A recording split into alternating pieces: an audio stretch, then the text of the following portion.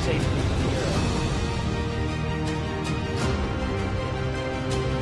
Tranquility Base here. The Eagle has landed.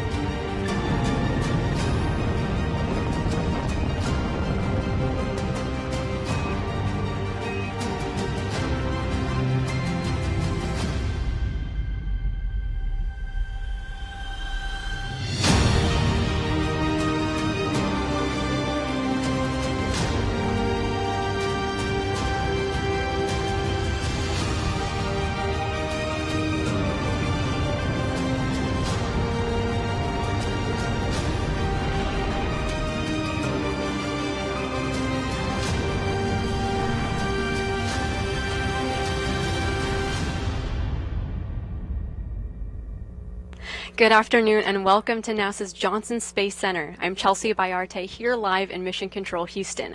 We're on flight day 10 of NASA's Artemis 1 mission, and today the Orion spacecraft will conduct a translational burn to insert the spacecraft into a distant retrograde orbit, or DRO. This is a relatively quick burn expected to fire for 1 minute 28 seconds beginning at 3:52 and 28 seconds p.m. Central Time, 4:52 p.m. and 28 seconds Eastern. Distant retrograde orbit is highly elliptical, oval-shaped orbit around the moon. This orbit is unique to Artemis 1 and will not be used for Artemis 2, Artemis 3, and beyond. It's highly stable, so little fuel is required to stay there as we use this Artemis 1 mission to put Orion's systems to the test. And here to talk about future orbits in just a little bit is NASA's Deb Ludvin. She'll be joining us as a guest shortly on in our coverage later today. We'll also be joined by NASA's Dan Hewitt back at the Moon Board to explain a little bit more about what distant retrograde orbit is.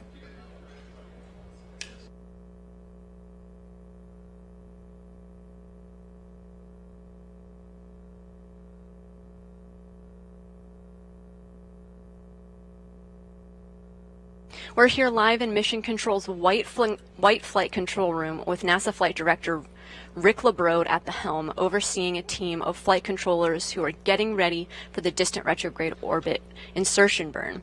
This is the same building as the International Space Station's flight control room, but it's a separate room dedicated to overseeing Artemis missions.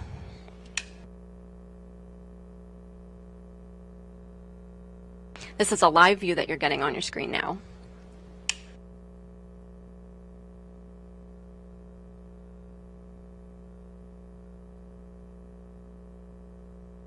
So let's talk a little bit more about how we got to this point.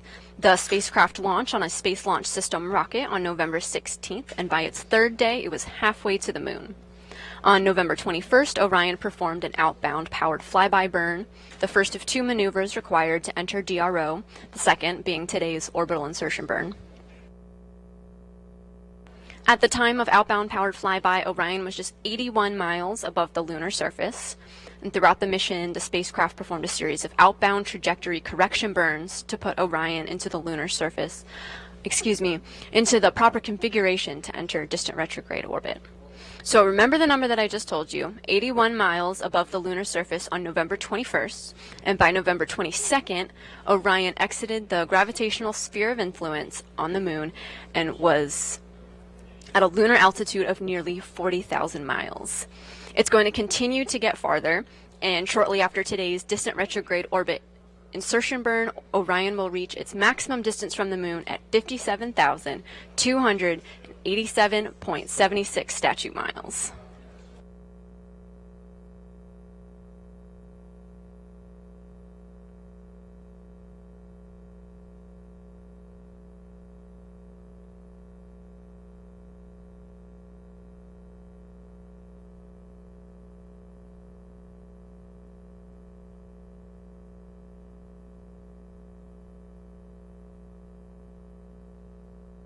Tomorrow, November 26th, Orion will pass the distance record for the human-rated spacecraft originally set by Apollo 13. That record is 248,655 miles away from the Earth. Orion is expected to break that record at 7:40 a.m. Central, 8:40 a.m. Eastern tomorrow. If you want to hear a little bit more about that, head over to @NASA's Twitter feed or the Artemis blog, where you can listen to an in-depth audio-only conversation about the milestone with guests like Apollo Flight Director Jerry Griffin, Artemis's Najude Moranci, and more.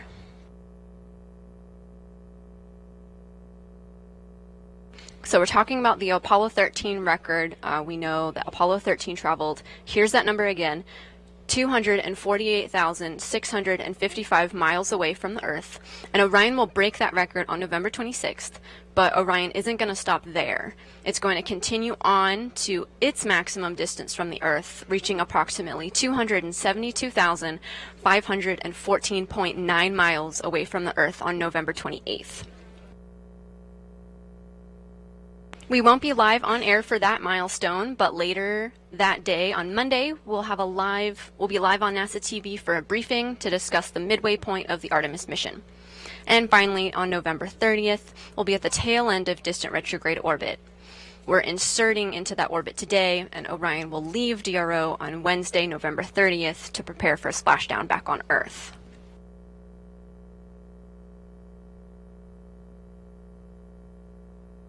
So that was a lot of numbers and dates that I just gave you. We're talking about Orion's distance from the Earth, but also Orion's distance from the lunar surface.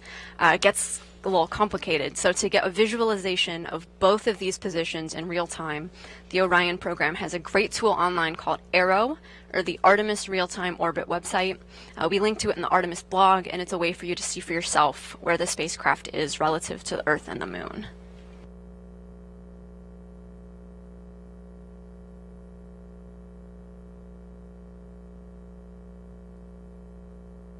On your screen now is a look at ARROW. This is what it would look like on your browser.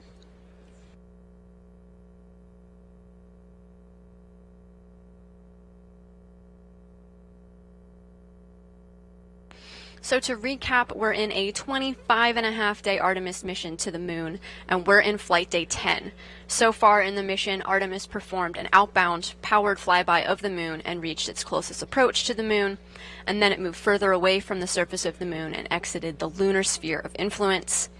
Orion has conducted a number of burns to get ready for distant retrograde orbit insertion, and at 3:52 p.m. the burn is expected to begin just less than 15 minutes from now.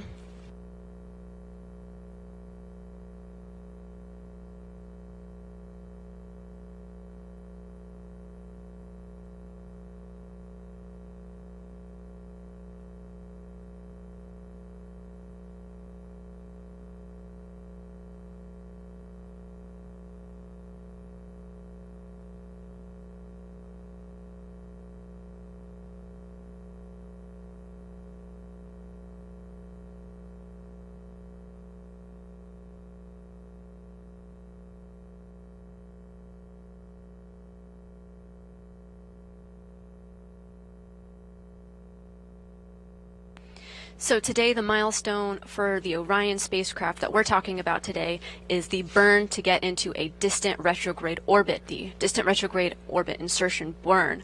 So to talk a little bit more about this orbit, let's go to Dan Hewitt at the Moon Board, who can explain a little bit more about what it's all about.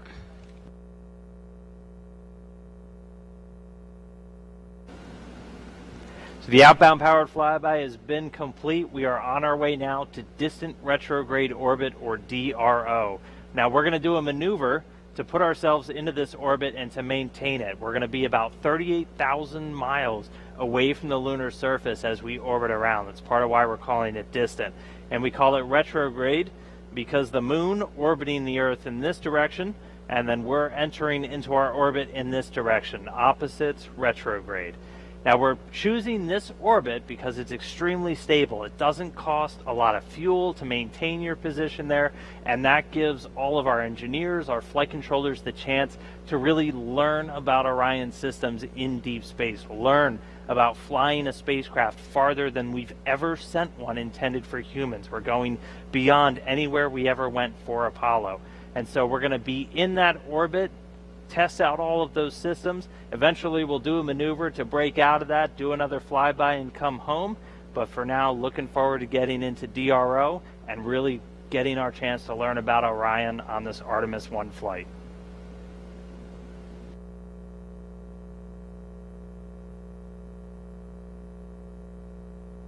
So that was a little primer on what this orbit is and why we want to use it this mission to meet our test objectives of the Orion spacecraft, but DRO will not be used in future Artemis missions. I'm joined now by Deb Ludbin with NASA's Gateway program. Hey, Deb, thanks for joining us. Thanks so much, Chelsea. So, Deb, Gateway's not going to be in a distant retrograde orbit, is it? What will the lunar outpost be in? It will not be in a distant retrograde orbit. The Gateway will actually be in a near rectilinear halo orbit, which is a lot of words. We say NRHO, and that is a very different orbit than the DRO. Would you like me to explain a little bit about it? Yeah, sure.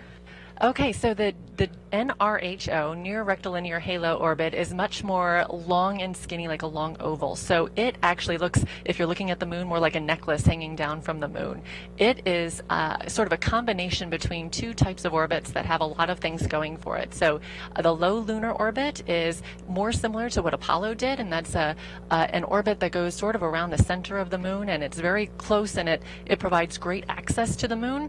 And then the DRO, the distant retrograde orbit, is a much broader, and it usually takes about 2 weeks to get around in an orbit, and it's very circular, and it has great stability, which means you don't need a lot of fuel to stay in orbit, but it also is not very close to the moon. So what we have for the Gateway is we have a near rectilinear halo orbit, NRHO, and that orbit has the benefits of both. So it is both access close to the moon for some of its orbit, where we get to about 90 miles away from the lunar surface, but it also has the stability of a distant retrograde orbit, so its overall orbit takes about a week, 6.5 days or so, and that orbit offers both the stability of a distant retrograde orbit as well as the access to the lunar surface that a low lunar orbit would have.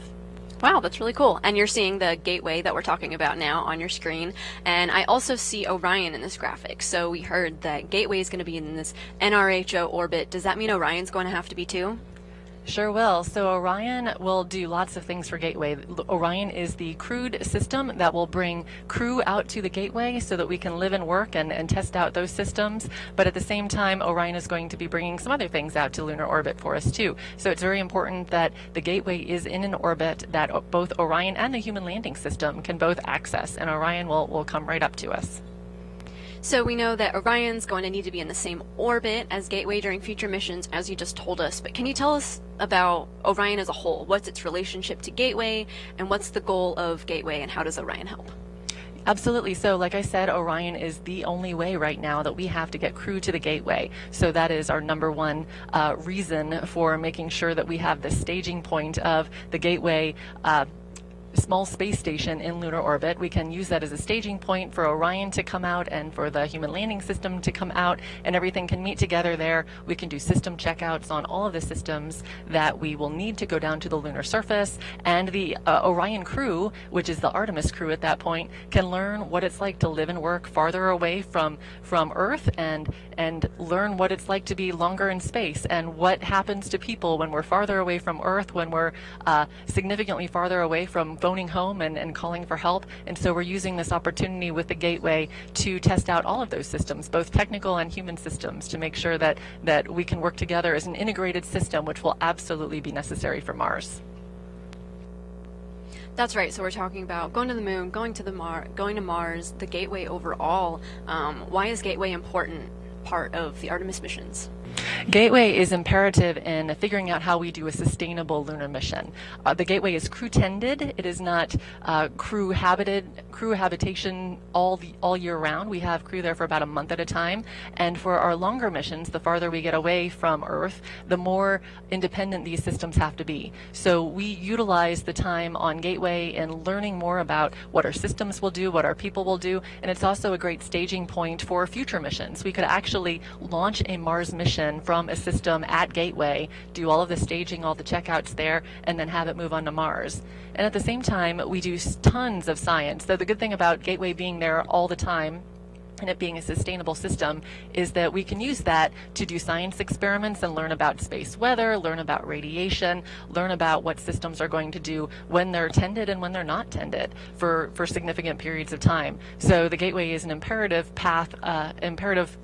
position for us enabling sustainable lunar orbit as well as moving forward to Mars. And that's what it's all about, a sustainable presence on the moon and the science that we can achieve from it. Deb, thank you so much for joining us. Thank you, Chelsea. Thanks.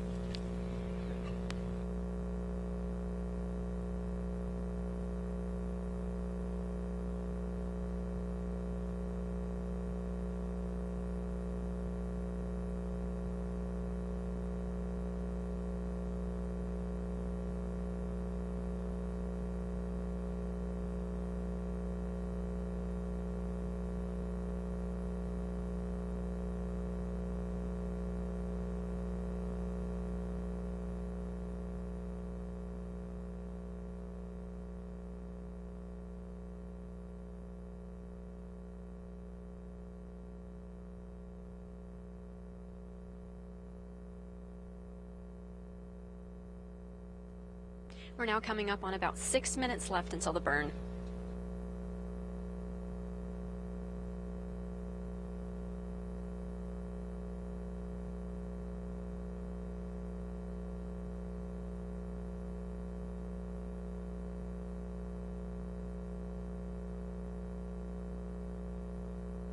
Shortly before our coverage began today, Flight Director Rick LeBrode conducted a go, no-go poll for the burn, consulting with flight controllers here in the White Flight Control Room, and they all concurred that they are go to proceed with this burn.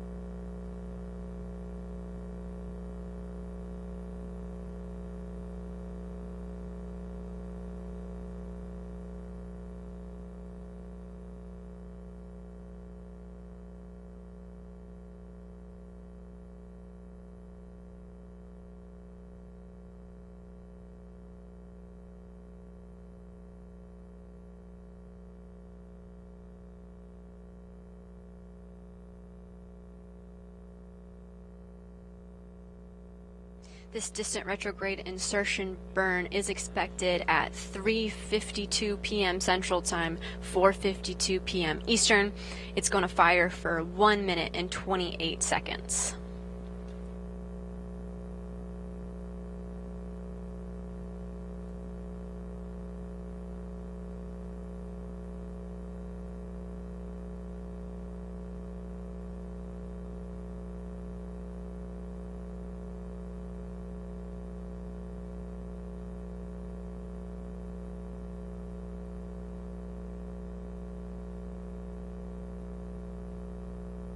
Four minutes now until the expected start time of the burn.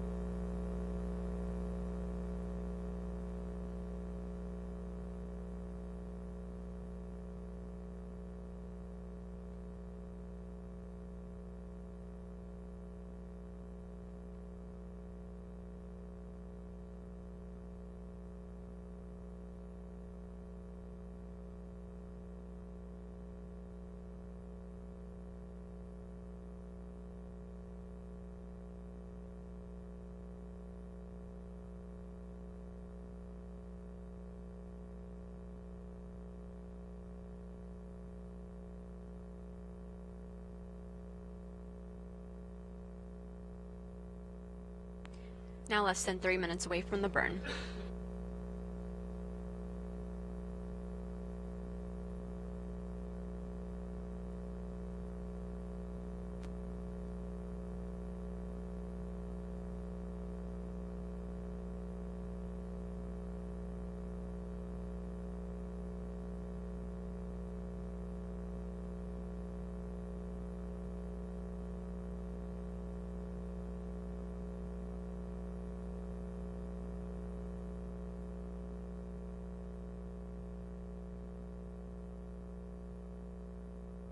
You're looking now at an animation of the Orion spacecraft.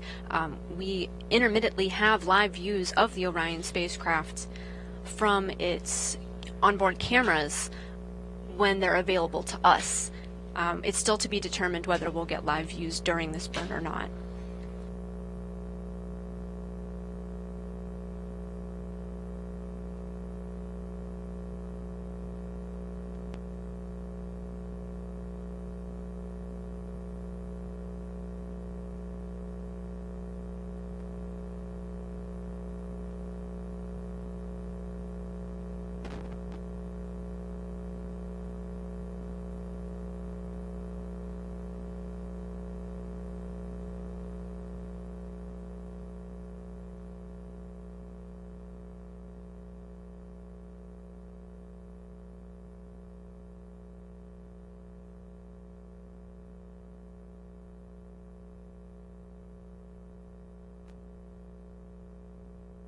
And with 1 minute left to go until the burn, it looks like we do have our live views back.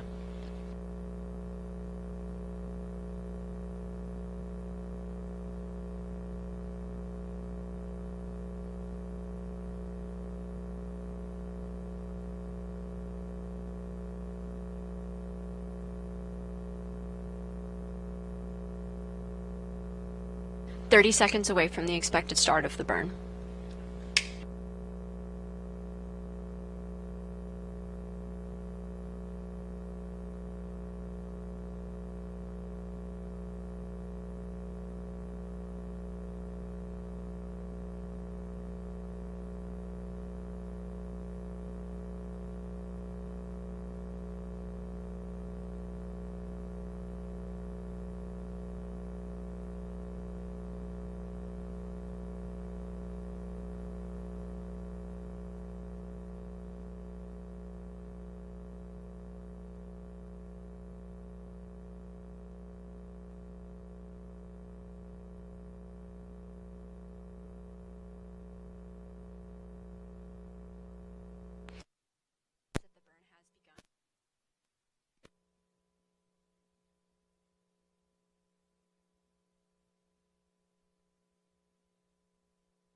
The burn is nominal so far.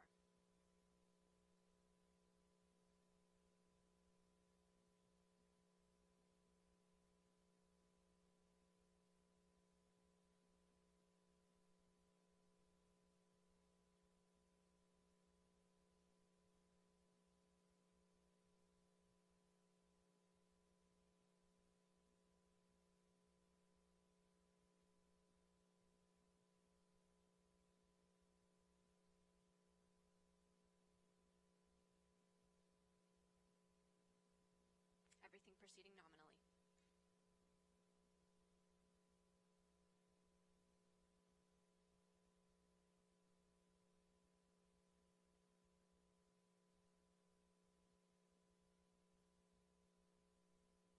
We're continuing to hear good callouts from flight controllers monitoring the burn.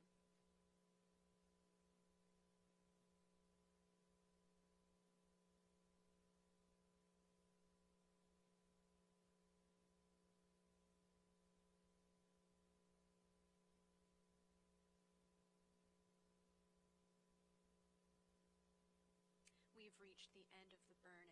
The engine has stopped firing.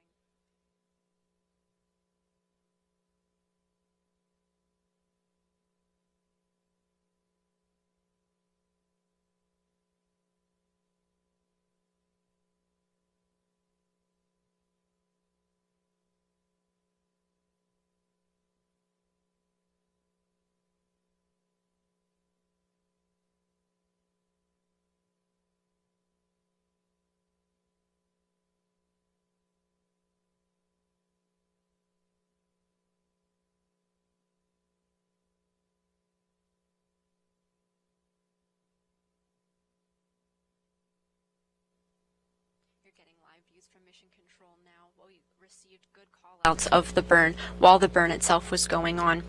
Flight controllers are just confirming that everything went well.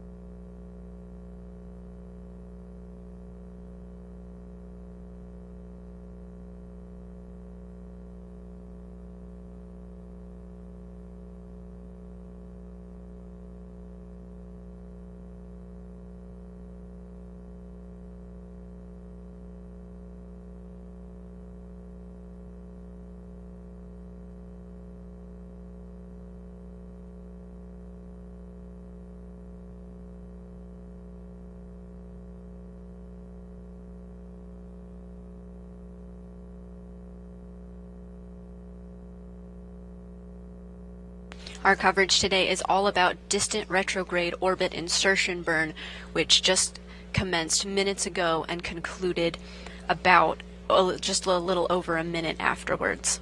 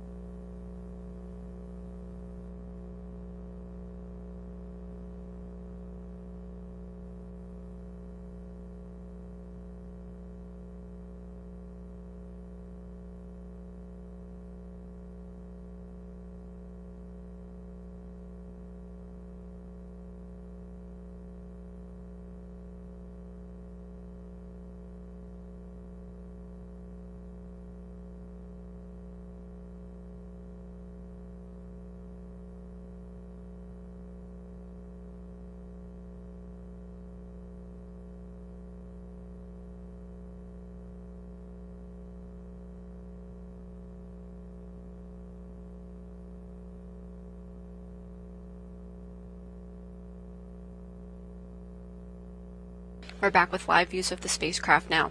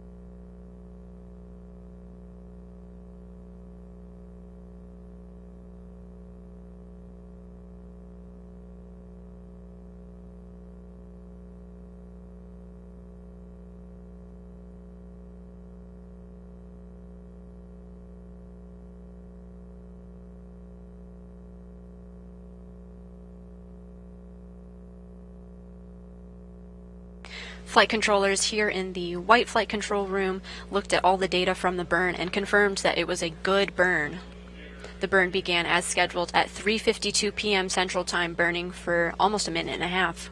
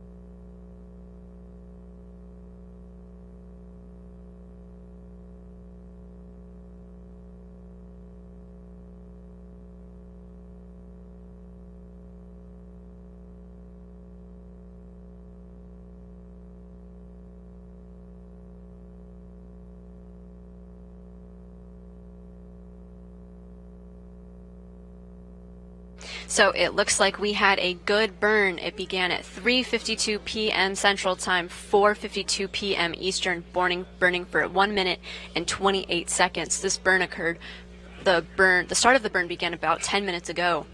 Orion is now traveling at a velocity of 2,252 miles per hour, 57,000 miles above the surface of the moon. And you can follow all of this data in real time using the Arrow Artemis real-time online tracker yourself. We link to this in the blog. We're going to continue to have imagery and videos in high definition from this mission as well as we go on. This is a 25-and-a-half-day mission to the moon and back, and we're on flight day 10, having just completed the distant retrograde insertion burn. Many important milestones are expected. We'll be live on air to discuss the midpoint of the mission and for distant retrograde departure as well when the Orion spacecraft departs this distant retrograde orbit that it just entered today.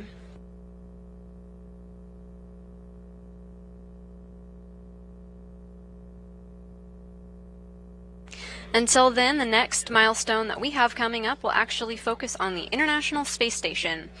Live coverage of the SpaceX Commercial Resupply Services 26 mission. It's a cargo mission with the Dragon resupply spacecraft. Begins at 2 p.m. on Saturday, November 26th, with a launch scheduled for 2:20 p.m. Eastern Time. That concludes our coverage for today. This is Mission Control Houston.